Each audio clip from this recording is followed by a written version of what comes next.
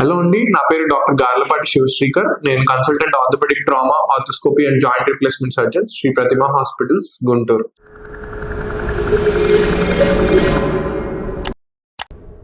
ఈ రోజు నేను మీకు రొటీన్ గా నా ఓపీడీకి అరిచేతుల్లో మంటలు వస్తున్నాయండి, ఈ ఏళ్లలో తిమ్మిర్లు వస్తున్నాయండి, అండ్ వస్తువు పట్టుకోలేకపోతున్నాం అండి, జారిపోతుంది పట్టుకునే వస్తువు అని వస్తా ఉంటారు పేషెంట్స్. దీనికి మెయిన్ కారణం కార్పల్ టన్నల్ సిండ్రోమ్ అయ్యొచ్చు. సో ఇప్పుడు మనం ఈ కార్పల్ టన్నల్ సిండ్రోమ్ గురించి డీటెయిల్ గా తెలుసుకుందాం. ఈ కార్పల్ టన్నల్ సిండ్రోమ్ అంటే ఏంటి అండ్ ఎందువల్ల వస్తుంది అండ్ దీనికి అవసరమైన డయాగ్నోసిస్ ఏంటి, ఎలా చేస్తాము, చేయాల్సిన వైద్యం ఏంటో నేను మీకు ఈ వీడియోలో వివరిస్తాను. సో ఫస్ట్ ఈ కార్పల్ టన్నల్ సిండ్రోమ్ అంటే ఈ మీడియన్ నర్వ్ అనే ఒక మెయిన్ నర్వ్ ఉంటది. ఆ నర్వ్ ఏం చేస్తుంది అంటే ఇక్కడ ఉన్న కండరాలకి అండ్ ఈ 3 వేళ్లకి అండ్ ఈ పై భాగంలో ఉన్న 4వ వేలుకి సెన్సరీ సప్లై, అంటే మనకి సెన్సేషన్స్ గానీ వాటి మోటార్ యాక్టివిటీస్ కానీ సప్లై చేసే మెయిన్ నర్వ్. ఈ నరం ఈ చుట్టూ ఉన్న ఎముకల మధ్యలో నలిగితే దాన్నే కార్పల్ టన్నల్ సిండ్రోమ్ అంటాం. ఈ కార్పల్ టన్నల్ సిండ్రోమ్ 2 రకాలుగా రావచ్చు. ఒకటి ఏమన్నా ఫ్రాక్చర్ అయ్యో లేకపోతే ఏమైనా దెబ్బ తగిలో అక్కడ మనకి వాపు చేరితేనో ఆ నరం మీద ఒత్తిడికి గురైతే మనకి ఈ సింటమ్స్ రావచ్చు.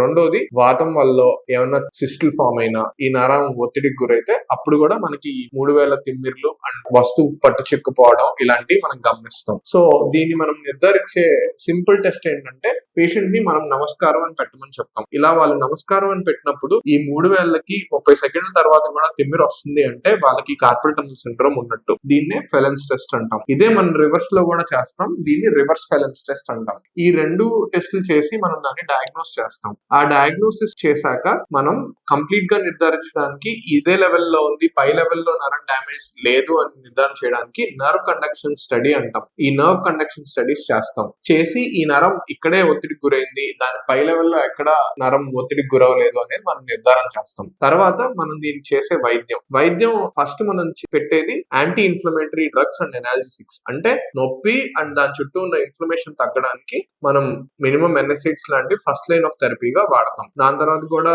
కొంచెం తగ్గకపోతే మనం కార్టికోస్టెరాయిడ్స్ కూడా వాడతాం. ఒకవేళ వాపు వల్లే నరం ఒత్తిడికి గురవుతుంది అని నిర్ధారణకు గురైతే, అప్పటికి మనకు తగ్గకపోతే మనం చిన్న ఇంజెక్షన్స్ లాంటివి చేస్తాం.